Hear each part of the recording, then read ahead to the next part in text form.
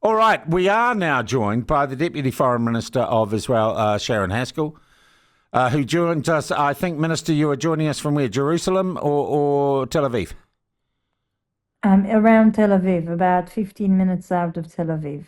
Nice to talk to you again, Minister. I first want to It's a address pleasure to speak to you too. I first want to address with you the issue of the goodwill visit that 3 days ago was announced. You are coming to the South Pacific on a goodwill visit for Israel. Is that correct? Yes, we've got great friends in the Pacific, including Fiji and Papua New Guinea, Micronesia, and many, many more who have been standing. We've got quite a long history together, but the last 2 years have been really standing together with us. And the Foreign Minister, Gideon Sal, requested me to come in October for a friendly visit to see how we can strengthen the ties and how we can strengthen our friendship. Who are you? Where are you going on that trip? So it seems like there's going to be two main destinations. One will be Fiji, and the other one is Papua New Guinea. They are celebrating their 50th anniversary, and they've requested us to come to some of the celebrations as well. So as soon as the holidays here in Israel will be over, the high holidays, we are facilitating now and organizing a nice delegation to come and to thank them as well. Minister, as you're down in this part of the world, did you consider visiting Australia or New Zealand? Well, we were trying to see whether there'll be a way to stop for a couple of days in New Zealand as well. We are grateful for the New Zealand government that has been supportive of Israel also during the last 2 years. And I've been talking to quite a few members of the Jewish community as well, that would really like us to come and speak, and come and visit, to hear also what they've been going through in the last 2 years. So it might be a possibility, but it hadn't been confirmed yet. Have you made a request to visit New Zealand as on an official visit? So not yet. We are still in the planning of this trip. I have to say that on a personal level, I would love to come and visit New Zealand again. In my 20s, I've traveled through your incredible country. I think it's one of the most magical places in the world, with a very friendly and warm community. I still have a few friends from New Zealand as well, and I'd love to come and visit them, and just to see again this magnificent country. Mm. Do you think you'd get approval from our government to visit, given that there's no diplomatic stoush between us at the moment? You're a friend? Well, look, I think we would. I think that in general, so from a lot of my conversation with the ambassador, the New Zealand government have been standing beside our country. We've seen a lot of the debates that have happened in the parliament. I think it's very far away from what's been happening in some of the other parliaments as well. And so, I think that can be quite a nice and friendly visit. All right. Meantime, our government's still pondering whether to recognise a state of Palestine. I don't say the state, I say a state because I'm not quite too sure what it means.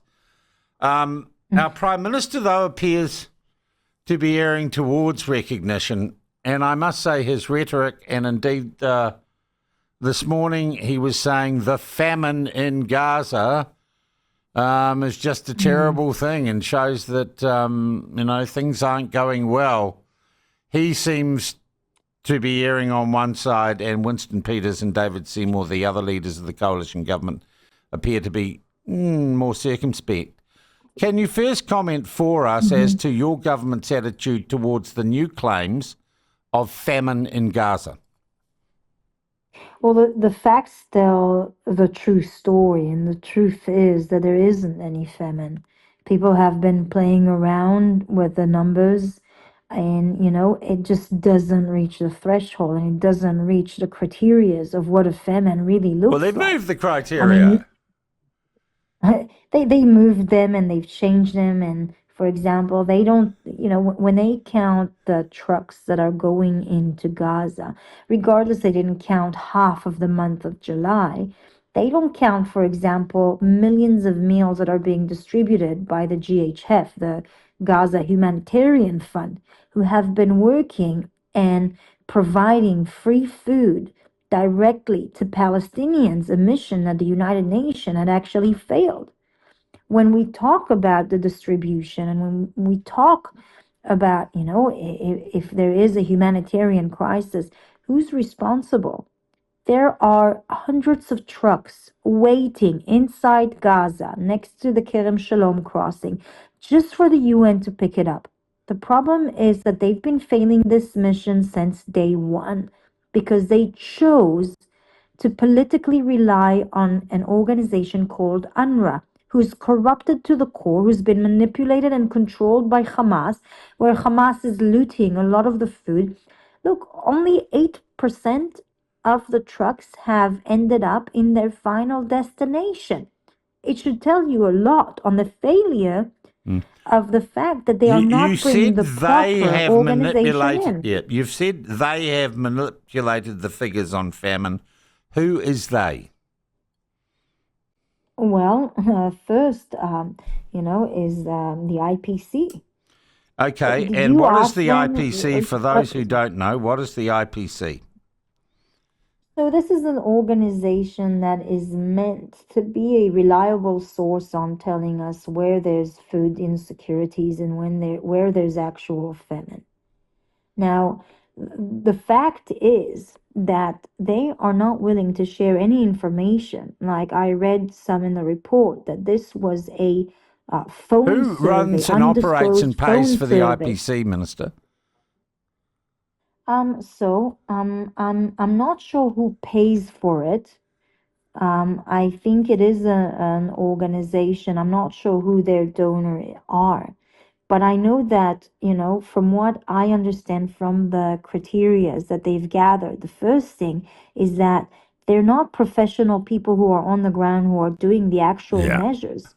And it's been questioned whether the measures were taken over the phone or by UNRWA's Well, our worker, Prime when we Minister know has that these taken this workers IPC participated on the 7th statement. of October. Yeah, our Prime Minister has taken this IPC statement as absolute gospel, without any question. Well, I think that many should go and look on the actual facts.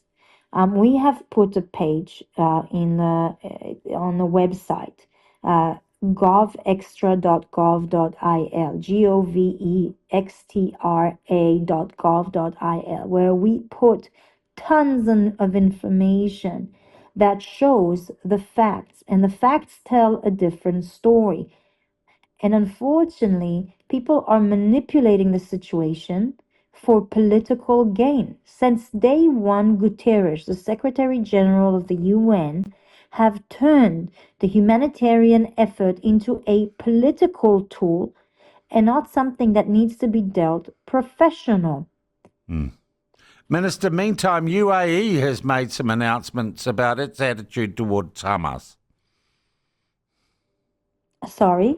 Are you aware of the announcements by the UAE of its attitude towards Hamas? They appear to be more seriously distancing themselves from the organisation.